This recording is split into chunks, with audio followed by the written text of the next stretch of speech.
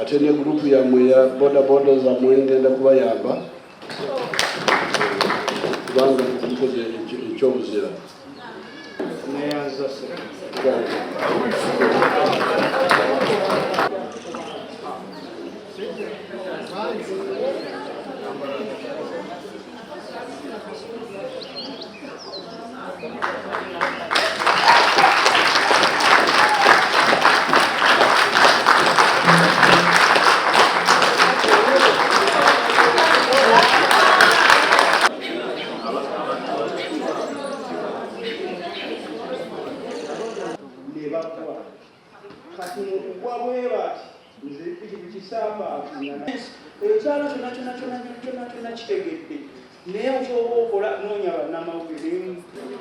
Okoze ekyobuzira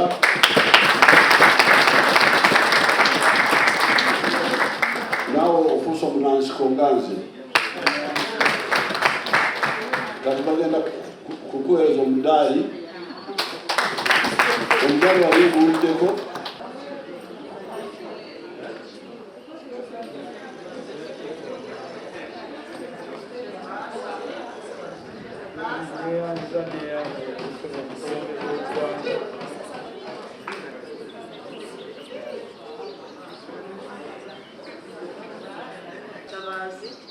Ladies and gentlemen present,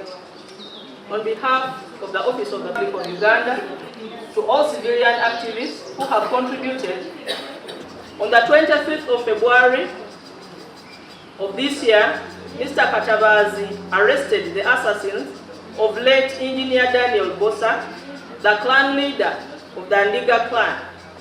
and the proprietor of Transa Electrical Services and Contractors. He was shot a few meters from his residence in Lunguja in Kampala City. Mr. Katabazi, with help of other residents, pursued and intercepted and disarmed the assassins. He also urged the angry mob not to kill the assassins in order to have the incriminating evidence intact and for justice to prevail for the murder of Engineer Bosa, in line with the National Honours and Awards Act of 2001 as amended. His Excellency the President of the Republic of Uganda confers the Narubale Medal on to Mr. Katabazi for exhibiting exceptional courage and heroism, regardless of his personal safety, in attempt to apprehend the criminals who are armed and for countering them not to escape after the murder of a senior citizen, late Engineer Daniel Bosa, the head of Ndiga clan. Alero songa efuuse ey'olunaku nga tumaze okwerekera mukadde wa y'ensonga eyalomwa era kati ntwala omukisa guno okubategeeza nti obuvunaanyizibwa obumpeereddwa nabukkiriza era mpera okubeera nga ngenda kuweereza obwakabaka bwa Buganda yonna n'ekika kyaffe eky'endiga. Kiseera kibadde kiwanvu nnyo. Mukadde waffe nakwatagana naye emyaka 2 emabega era ne tukkiriziganya ne tugamba nti kyekiseera tubbulule ekika kyaffe kino kiddeyo ku ntiiko ate tuliba eyo ne kifuuka ttabaaza mu bika ebirala. Bintu bingi bye twakkaanyaako nga mu ebyo mwalimu okola namutayiika anaatutwala emyaka 5 era wano we mututte musobola okulaba nga twasobola okutandika ku kikomera kye twagusa ng'oludda olulala lugenda kubeerako amaduuka. Bingi saagadde kujjayo kuba olwaleero kubalamusaako bulamusa na kubabuuzaako. Nze lwasa eri yabuuza abo nga mukadde wange Ezekiel Lujalwasi eyawummula ali Mpigi Nakaseeta, jjajjange ye Eliyazari Buuzaabo Lwasi Reverend era naye ali Mpigi Nakaseeta, ate era jjajja mulala Aloni Bapere Sekadde mu buweereza bwe n'awa n'ekkanisa Square Mile okusobola okukulaakulanya era ne MP Nakaseeta mu luggya lwa Butaabo nga nze ntukulembera mu lunyiriri lwa Nansambu simanyi oba jjajjange yayiseewo wano mu mutuba gwa Mpiima twasuze tukola ffenna mu ssiga erya Luwanga erintuusa mu kifo kino. Bwe ntyo ne nsobola okutuuka ewa Ssaabasajja nga mpeereza nsikiriza abazzukulu okulaba nti bagenda ne bakwasaganya emirimu gya Buganda. Ku ludda olwa maama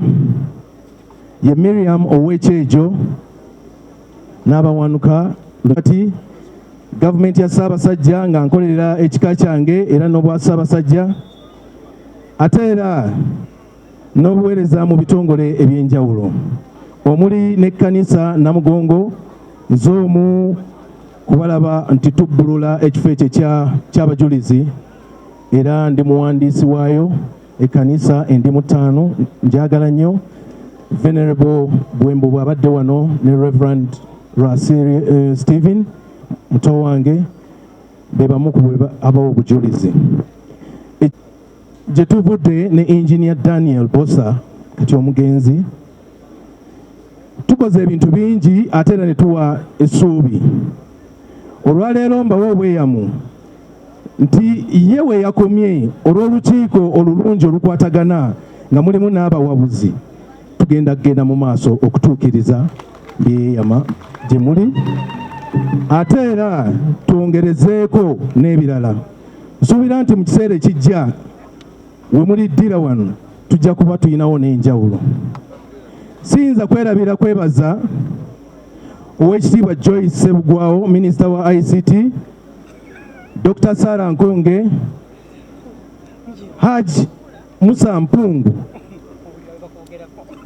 ne Omutaka Edward Semukutu abawabuzi era betusigaza nga batuwabula mu mitendera egy'enjawulo. De bumu twesitule tuddeyo tukole. Ekintu ekyo lwaki nkiremerezaako nnyo omuntu nga Mukama atusiza ekiseera eky'omuyita omwoyo gwe gusooka okgenda. Ffe buli kye tukola omwoyo gwe guba naffe, guli omubiri tutereka mutereke ekiseera kyakyo n'okola ki.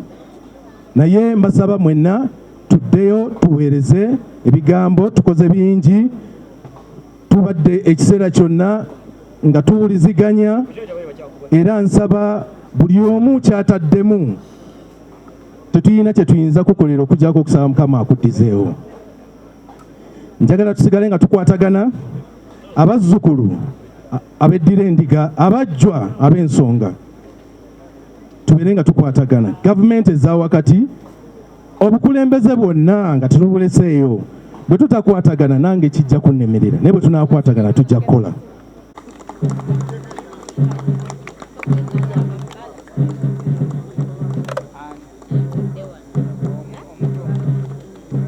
Kuberenga kugwe ennaku zonna ez'obulamu bwo kubere kuba mu nnyumba yo ne jjajja mukyala era n'ab'ekika kyonna ekyendiga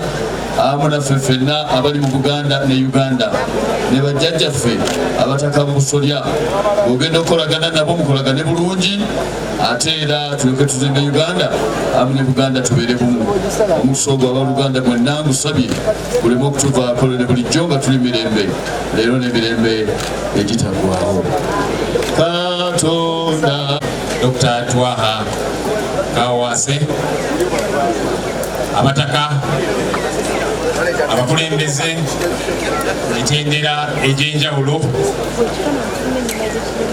Mukama mulungi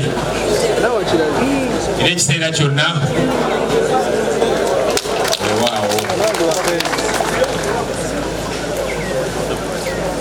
Leeta okusaasira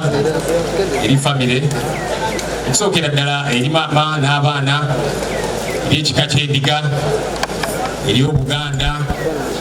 eri Uganda okutwaliza awamu okufiirwa kwa Engineer Daniel Bosa nga batulungamizaamu kaawo nti ng'omwe yeetafa ng'omwa tafa naye injiniya Bosa ye afa era yafudde kitalo nnyo kitalo ddala naye nga twagala okwebaza Katonda ku lw'obulamu bwe tumuliddeko ebintu bingi twakyalako ewaka twabadde mu kyaki ne wano wetubadde tumuliddeko ebintu bingi ebimwogeddwako testimonies ez'enjawulo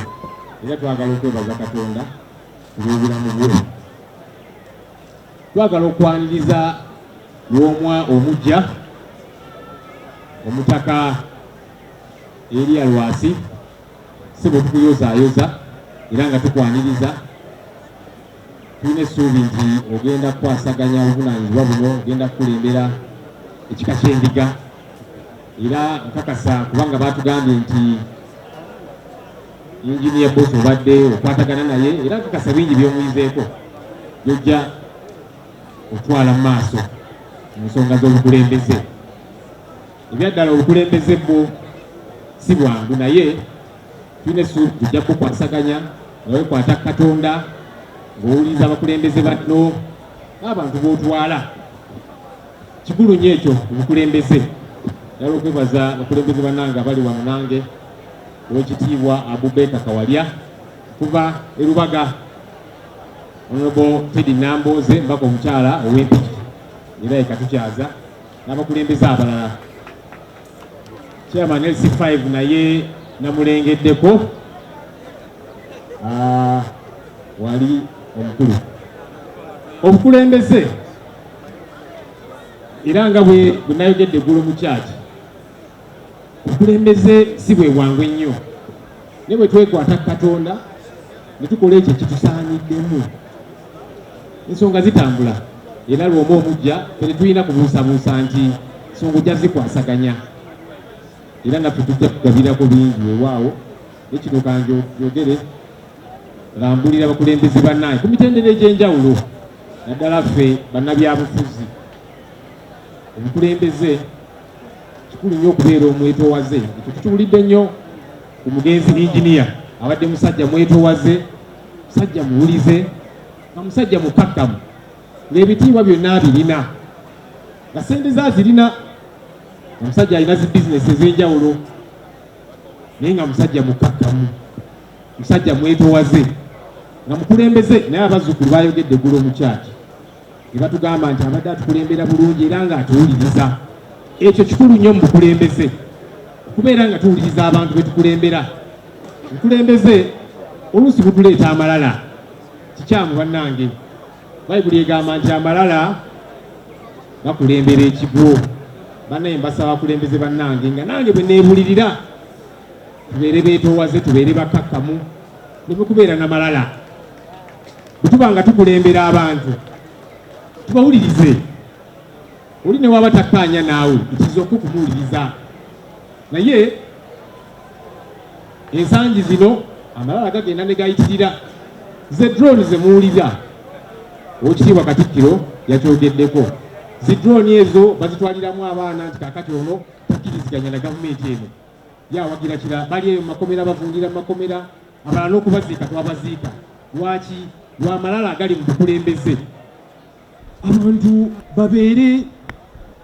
n'endowooza eyaabwe bwe bakugamba nti kino kikyamu bawulirize ng'omukulembeze waabwe oleme kubeera n'amalala tekirina kikikuggyako ng'omukulembeze n'okwetonda munnange bw'oba weetunze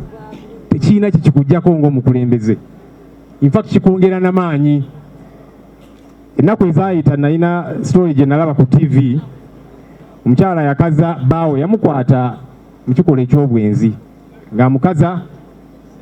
baawe n'anyiga yakuba mukubi omukyala n'adduka ku poliisi era amawulire gye gamusanga eyo ng'agenze kuwaaba musango omwami amukubidde ki kubanga abadde amukaza yamusanga mu kikolwa eky'obwenzi kakati omwami ensonyi yazifuula busungu ye ng'alaba nti yenze mwami yenze mukulembeze yenze ow'ekitalo ennyo bannaye tubeere bakkakkamu abakulembeze mbabuulira nga nange neebuulira tubeere bakkakkamu tekirina kyekikuggyako n'okwetonda bwe weetonda nga abantu bagamba nti naye mukulembeze waffe kino nedda si kituufu actually kikwongera maanyi Kikwongera na bitiibwa bw'ogamba nti wano nsobezza mukyala nsonyiwa, oba abantu benkulembera wano nsobezza munsaasire. Tekikugyako bitiibwa byo, si weewaawo. So kati abakulembeze ensonga eyo nkulu tugiyigire ku mugenzi Engineer Bosa n'abakulembeze abalala betulaba nti kaakati ono atambulira ku kituufu. Ayi Ssaabasajja twakoomye bubi. Ssaabasajja